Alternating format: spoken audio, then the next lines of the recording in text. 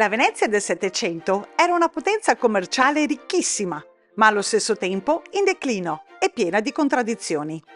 Ad una società formata da aristocratici che ormai vivevano di rendita e il cui unico scopo era difendere titoli nobiliari sempre più insignificanti, mercanti ambiziosi che inseguivano denaro e prestigio e una borghesia in rapida ascesa, si contrapponeva il popolo, che rimaneva tagliato fuori dalle scelte economiche e politiche e a cui non restava che lo svago del teatro, dove sul palco si smascheravano le meschinità dei ceti sociali da cui si sentiva escluso.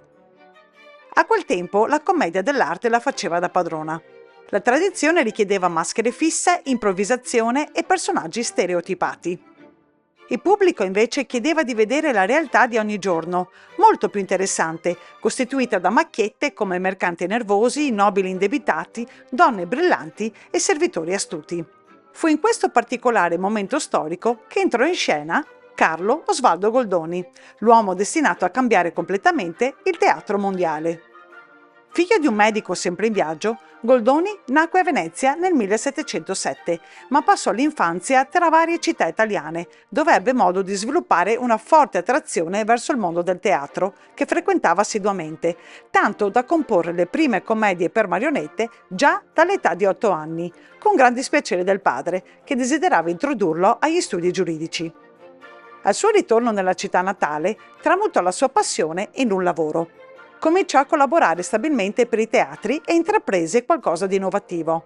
Basta improvvisazione, bisognava scrivere copioni completi e creare personaggi realistici, ispirati alla società contemporanea in cui il pubblico potesse riconoscersi. Le sue commedie parlavano soprattutto alla nuova borghesia e alla classe operaia, che si riconoscevano più nei mercanti e nelle locandiere che nelle avventure dei nobili e dei ceti più colti. Il pubblico rideva, spesso di gusto, perché Goldoni raccontava i difetti della società con satira feroce. Purtroppo non tutti apprezzarono. Molti attori e autori più affini alla commedia dell'arte lo accusarono di distruggere le tradizioni del teatro italiano. Nonostante ciò, Goldoni continuò a scrivere senza sosta, creando oltre 150 commedie, come La locandiera, Il servitore dei due padroni, I rusteghi, tutte opere in cui Venezia diventava uno specchio crudo, vero e reale della società. Purtroppo la Serenissima fu in grado di garantirgli la fama, ma non la ricchezza. A causa di continui problemi economici e con i creditori alle calcagna, nel 1761 Goldoni si trasferì a Parigi in cerca di stabilità. Sembrava averla trovata lavorando per la Comédie Italienne e scrivendo le sue mémoires, fino a quando la rivoluzione francese gli tolse la pensione e lo riportò alle difficoltà finanziarie. L'uomo che meglio di tutti riuscì a descrivere la Venezia del Settecento e il grande riformatore del teatro italiano morì a Parigi nel 1793, povero ma celebre. In una città in cui tutti recitavano, lui fu il primo a capirlo e a scriverlo.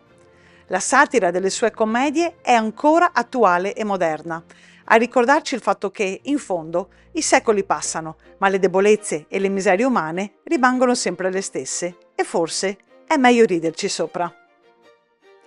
Se ti è piaciuto questo video, supporta il mio canale mettendo un like e iscrivendoti.